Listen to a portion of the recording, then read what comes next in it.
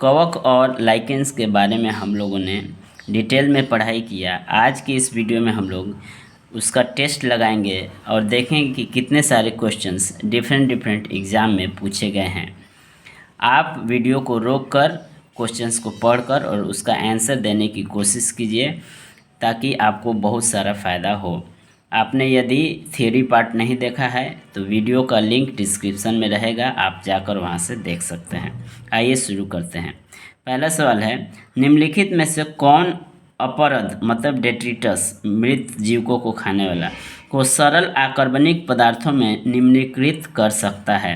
मतलब सवाल बोल रहा है कि कौन ऐसा है, ये ऑप्शन में से दिया गया है कि कौन ऐसा है जो सड़े गले चीज़ों को क्या करता है, अकार्बनिक पदार्थों को निम्नीकृत कर सकता है। ऑप्शन ए है कवकीय एंजाइम, ऑप्शन बी है शैवाल, ऑप्शन सी पादप लवक एवं ऑप्शन डी लाइकेन।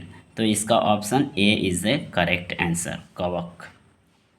दूसरा, निम्नलिखित में से कौन सा जीव पोषण की मृतोपजीवी विधि पर निर्भर होता है। A Agaricus, option B Ulothrix, option C रेक्सिया, ऑप्शन डी कैलेडोफोरा। 4 ऑप्शन है, इसमें से आपको बताना है कि कौन ऐसा जीव है जो मृतोपजीवी है, मतलब सड़ा गला चीज़ या मृत जीवों को खाकर अपना जीवन यापन करता है। तो वो इसका ऑप्शन क्या होगा, तो ए। इसके बारे में हम लोग डिटेल से पढ़ाई किया है।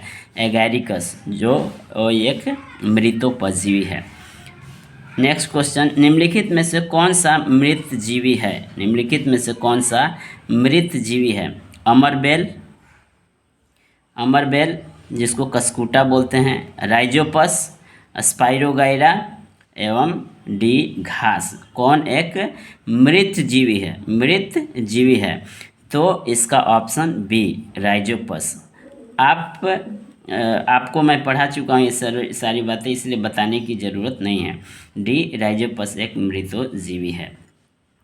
नेक्स्ट क्वेश्चन, निम्नलिखित में से कौन से जीव ब्रेड मोल्ड के रूप में भी जाने जाते हैं। कौन से जीव को ब्रेड मोल्ड के नाम से भी जाना जाता है। ऑप्शन है राइजोपस, अमीबा एंड प्लाज्मेडियम और डी है ईस्ट। तो इसमें से कौन सा जीव ब्रेड मोल्ड के नाम से जाने जाते हैं, तो option A Rhizopus. Next question, निम्नलिखित में से क्या बीजाणु निर्माण द्वारा प्रजनन करता है। निम्नलिखित में से क्या बीजाणु निर्माण द्वारा प्रजनन करता है। तो option A Rhizopus, option B Bryophyllum, option C Planaria और option D hydra.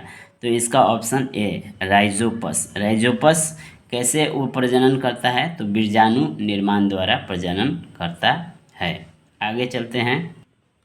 Next question है, निम्नलिखित में से कौन सा जीव शरीर के बाहर की खाद्य सामग्री को तोड़ता है और फिर उसे अवशोषित करता है। मतलब फिर उसे ग्रहण करता है। कौन ऐसा जीव है कि पहले क्या करेगा, जीव का शरीर का बाह्य खाद्य सामग्री को पहले उसको तोड़ेगा फिर अवशोषित करेगा। ऑप्शन ए है टीक, बी लीच, सी खमीर और डी जू। तो हम लोगों ने खमीर के बारे में पढ़ा था। नेक्स्ट क्वेश्चन, ईस्ट में जनन किस प्रक्रिया से होता है। ये भी मैं पढ़ा चुका हूँ कि ईस्ट में जनन किस प्रक्रिया से होता है। मुकुलन, खंडन, बीजाणु गठन या निषेचन। तो इसका ऑप्शन ए मुकुलन द्वारा। 54। नेक्स्ट क्वेश्चन, पक्सिनिया एक परजीवी है। किस प्रकार का परजीवी है। शैवाल, पादप, कवक या जंतु। शैवाल है या पादप है, कवक है या जंतु है। तो इसका क्या होगा, कवक। यह पक्सिनिया एक क्या है, एक कवक है। पेनिसिलियम एक है। ऑप्शन ए विषाणु, ऑप्शन बी कवक, ऑप्शन सी जीवाणु और डी शैवाल। तो पेनिसिलियम एक क्या है, यह एक प्रकार का कवक है। ऑप्शन बी आपका करेक्ट आंसर हो जाता है। नेक्स्ट क्वेश्चन, निम्नलिखित में से कौन सा एक मृतोपजीवी कवक है? मृतोपजीवी कवक है। मृतोपजीवी किसे कहते हैं? जो मृत या सड़ा गला चीज़ों को खाते हैं। तो कौन एक मृतोपजीवी कवक है? शैवाल, ऑप्शन ए शैवाल, ऑप्शन बी फीताकृमि, ऑप्शन सी अमरबेल और ऑप्शन डी पेनिसिलियम। इनमें से कौन एक मृतोपजीवी है? तो आपको मालूम चल गया होगा कि ऑप्शन इसका डी होगा, क्योंकि यह एक मृतोपजीवी है, पेनिसिलियम। पेनिसिलियम से क्या बनता है? तो एंटीबायोटिक पेनिसिलिन, जिसका खोज कौन किया था? Alexander Fleming. नेक्स्ट क्वेश्चन, खाली जगह को आमतौर पर, मतलब किसे आमतौर पर अपूर्ण कवक के रूप में जाना जाता है? क्योंकि इन कवक के केवल अलैंगिक या वनस्पतिक चरण ज्ञात हैं। कौन सा ऐसा कवक है जिसे हम किस नाम से जानते हैं? अपूर्ण कवक के रूप में हम जानते हैं। कौन सा ऐसा कवक है? Option A phycomycetes, option B Basidiomycetes, option C Deuteromycetes और ऑप्शन डी एस्कोमाइसिटिस। इनमें से कौन सा ऐसा नाम है जो जिसे अपूर्ण कवक के रूप में भी, कवक है जिसे अपूर्ण कवक के रूप में भी जाना जाता है? तो option C is the correct answer, Deuteromycetes. इसके बारे में मैं पढ़ाया हूँ, आप जाकर वीडियो देख लीजिएगा। निम्नलिखित में से किसे थैली कवक कहते हैं? ये भी क्वेश्चन बहुत अच्छा है कि निम्नलिखित में से किसे थैली कवक के नाम से भी जाना जाता है? Option A phycomycetes, option B ascomycetes, option C basidiomycetes और ऑप्शन डी ड्यूटेरोमाइसिटिस। तो इसका ऑप्शन क्या होगा? ऑप्शन बी एस्कोमाइसिटिस को थैली कवक के नाम से भी जाना जाता है। नेक्स्ट क्वेश्चन, कवक की कोशिका भित्ति बनी होती है। कवक की कोशिका भित्ति किसकी बनी होती है? तो option A hemicellulose, option B cellulose, option C chitin और ऑप्शन डी लिग्निन। तो ऐसे जो पादप होते हैं उनका कोशिका सेल्यूलोज का बना होता है, लेकिन जो कवक होते हैं उनका कोशिका भित्ति काइटिन का बना होता है। निम्नलिखित, तो option C is the correct answer. निम्नलिखित में से कौन सा खाद्य कवक है? निम्नलिखित में से कौन सा एक खाद्य कवक है जिसको हम खा सकते हैं? Option A Rhizopus, option B morel, option C Agaricus और ऑप्शन डी पेनिसिलियम। तो जैसे हम इसमें तो दो आंसर हो जाएगा, बी भी हो जाएगा और सी भी हो जाएगा, क्योंकि मारेल को भी हम लोग खा सकते हैं और एगेरिकस को हिंदी में मशरूम बोलते हैं, इसको भी हम लोग खाते हैं। तो यहाँ पे आप सी मान लीजिए या बी मान लीजिए, दोनों इसमें थोड़ा सा कन्फ्यूज़न है। तो लेकिन एगेरिकस को मशरूम बोलते हैं और सभी लोग जानते हैं कि मशरूम को खाया जाता है। नेक्स्ट क्वेश्चन, ऐसा कवक जो अपने भोजन के लिए विशेषकर कीड़ों पर निर्भर रहते हैं, उन्हें क्या कहा जाता है? ऐसा कवक जो अपने भोजन के लिए कीड़ों से अपना भोजन प्राप्त करते हैं, उन्हें क्या कहा जाता है? तो मृतजीवी, पैरासाइटाइड, कीट या एंटोमोपैथोजेनिक।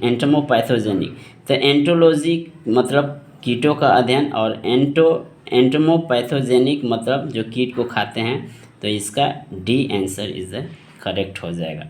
नेक्स्ट चलते हैं, ईस्ट के बारे में निम्नलिखित कथनों पर विचार कीजिए। ईस्ट के बारे में निम्नलिखित कथनों पर विचार कीजिए।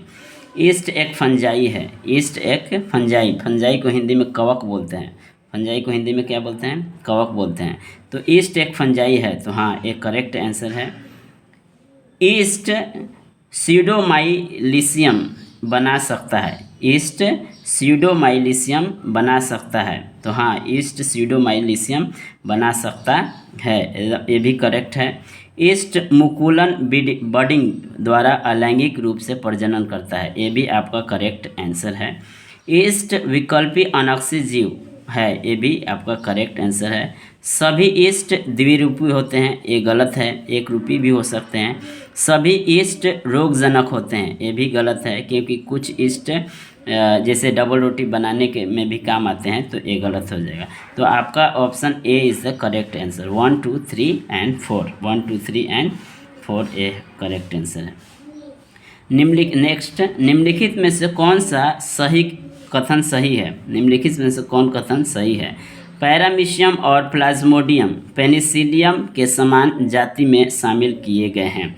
कौन सा कथन सही है, इसके बारे में हमको बताना है कि इसमें से कौन सा ऑप्शन आपका सही है। तो बोल रहा पैरामीशियम और प्लाज्मोडियम, ये क्या ये एक ही ग्रुप में है? तो नहीं, पेनिसिलियम कवक में आ जाता है। पेनिसिलियम किस में आ जाएगा? कवक में आ जाएगा। फिर लाइकेन बी में लाइकेन एवं संयुक्त जीव होता है। लाइकेन एक संयुक्त जीव होता है जो कि शैवाल और प्रोटोजोआ जीव के सहजीवी मेल से बनता है। यह गलत है, ए भी गलत है, बी भी गलत है, क्योंकि लाइकेन एक सहजीवी संयुक्त जीव है, सही बात है, लेकिन शैवाल और कवक के बीच, ना कि प्रोटोजोआ के बीच, तो ये गलत हो गया। डबल रोटी और बियर के बनाने में प्रयुक्त ईस्ट एक फंगस होता है। मतलब डबल रोटी बना रहे हैं या बियर जब बनाते हैं तो एक प्रकार का ईस्ट, जो एक प्रकार का कवक है, उसका फंगस है, उसका इस्तेमाल होता है। क्या यह बात सही है? तो हाँ, यह बात बिल्कुल सही है कि ईस्ट के द्वारा जो बियर है और डबल रोटी का बना। नॉस्टॉक और एनाबीना प्रोटिस्टा के उदाहरण है। नॉस्टॉक और एनाबीना प्रोटिस्टा के उदाहरण नहीं है, ये भी गलत है। तो आपका C is the correct answer. Double रोटी को बनाने या बियर को बनाने में ईस्ट का उपयोग होता है। नेक्स्ट क्वेश्चन, कभी कभी समाचार में उल्लेखित गुच्छी के संदर्भ में निम्नलिखित कथनों पर विचार कीजिए। ये तो IAS प्री 2022 में पूछा गया था कि गुच्छी के, जो गुच्छी न्यूज़ में था उसके बारे में पूछा गया। गुच्छी यह एक कवक है। हाँ, यह एक कवक है। यह कुछ हिमालयी वनों क्षेत्रों में उगती है, यह भी बात सही है। तीसरा है कि उत्तर पूर्वी भारत में हिमालय की तलहटी में इसकी वाणिज्य रूप से खेती की जाती है। तीसरा गलत है। तो आपका केवल 1 और 2 is the correct answer. Option C is the correct answer. फिर IAS में ही एक और सवाल पूछा गया था कि निम्नलिखित कथनों पर विचार कीजिए। पहला, कुछ छत्रकों मशरूम को छत्रक बोला जाता है, में औषधीय गुण होते हैं। हाँ, तो कुछ छत्रकों या मशरूम में औषधीय गुण होते हैं, सही है।